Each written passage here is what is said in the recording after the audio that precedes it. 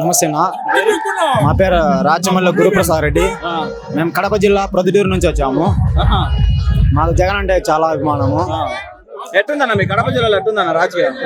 కడప జిల్లా అయితేనేమి ఎక్కడైనా సరే జగన్ అనే నామస్మరణం తప్ప వేరేది వినిపించట్లేదు. ప్రజెంట్ ఏంటంటేనా ఒక చంద్రబాబు నాయుడు కానీ ఇదేదో సూపర్ 6 అని ఇంకోటి అని ఏదేదో పథకాలన్నీ పెడుతున్నారు. వైనాట్ పులివెందుల అనేది కాదు కానీ ముందు అతను ఉండే కుప్పం ఈ ఎలక్షన్ల కోసం ఇల్లు కట్టుకుంటున్నాడు కదా, ఆ ఇంట్లో నెక్స్ట్ పర్మనెంట్ గా ఉంటాడో లేదో చూసుకోమనాలా చంద్రబాబు నాయుడు గారిని.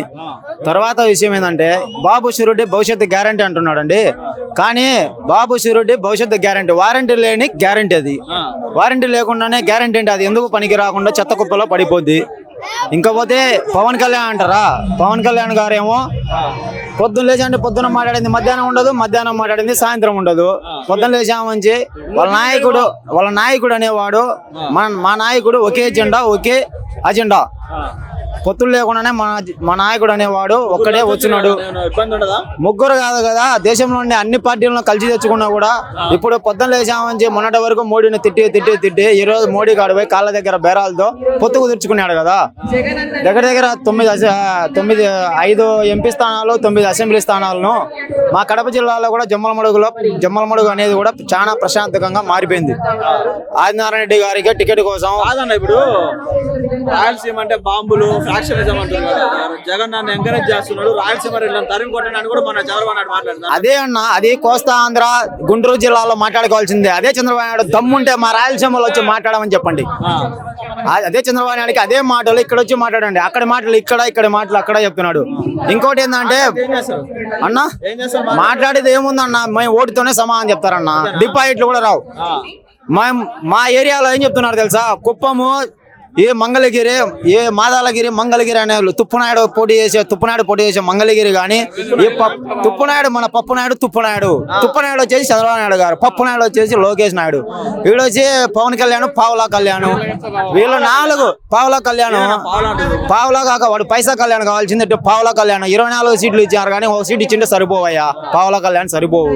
ఇంకోటి ఏంటంటే మా ఏరియాలో ఏమంటున్నారు తెలుసా, చిన్నపిల్లడైనా సరే హిందూపురము కుప్పము మంగళగిరి ఆ 3 కన్నా మా దగ్గర ఒక ఓటు ఎక్కువే చూపించాం మా పులివెందులో అని చెప్తున్నారు అన్న మా వాళ్ళు.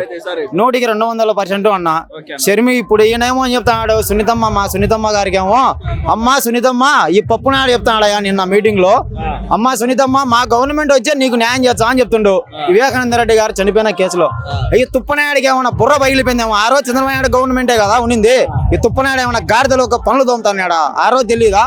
ఈ షర్మిలమ్మ వీళ్ళకందరికి ఇప్పుడు అందరినీ వాళ్ళ వైపు తిప్పుకొని జగన్ ఒంటరివాడు అనేది కాదన్న, ప్రజలు అనే వాళ్ళే అతని జగన్ వెంబడి ఉన్నారు. జై జగన్, వై నాట్ 175. నా పేరు చిన్న, ఈ అద్దెంకి నియోజకవర్గం.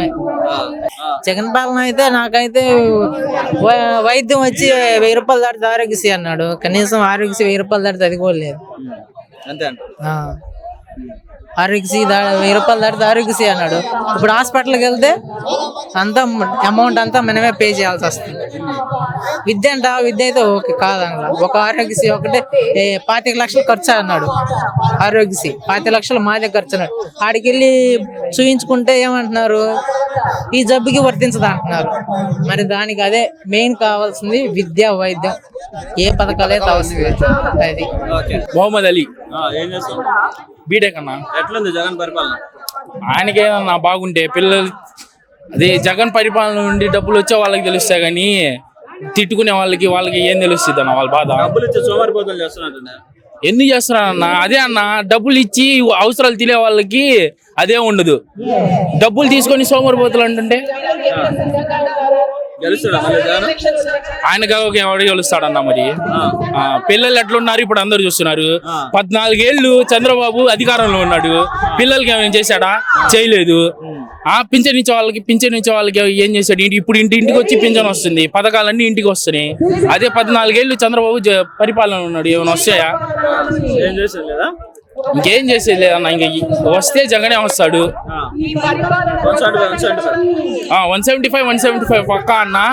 అసలు చంద్రబాబు 14 ఏళ్లలో చేయనోడు మళ్ళీ చేస్తాడు నేను గ్యారంటీ ఏందన్న. యూత్ అంతా పవన్ కళ్యాణ్ వైపు అంటున్నారు, మీరు జగన్ అంటున్నారు. అన్న అన్న అది ఫస్ట్ పవన్ కళ్యాణ్ చంద్రబాబుని బూతులు తిట్టాడన్న. అదందరూ అప్పుడేమనలేదు అందరూ పవన్ కళ్యాణ్ మేమంతా యూత్ అయిపోయాని. ఇప్పుడు అందరు కారణం కానీ సడన్ గా గుర్తొచ్చాడా? పవన్ కళ్యాణ్ ఫస్ట్ చంద్రబాబుని తిట్టాడుగా, ఇప్పుడు ఎందుకు కలిసాడు? ఇప్పుడు మీటింగులు పెడుతున్నారు, మేము ఎందుకు కలిసాం అందుకు కలిసాం అని చెప్తానంటున్నారు. అవి చెప్పకుండా నన్ను అనుమానిస్తున్నారని చెప్పి ప్రజలను అడుగుతున్నారు. ప్రజలు ఏం చెప్తాడు వాడికి? ఫస్ట్ నువ్వు ఎందుకు గెలిచావు వానికే క్లారిటీ లేకపోతే ప్రజలకే ఉండిద్ది. అంతే అంటారా? ఆ. గెలుస్తాడంటారా అయితే జగన్? జగన్ గెలుస్తాడన్న 175 పక్కా.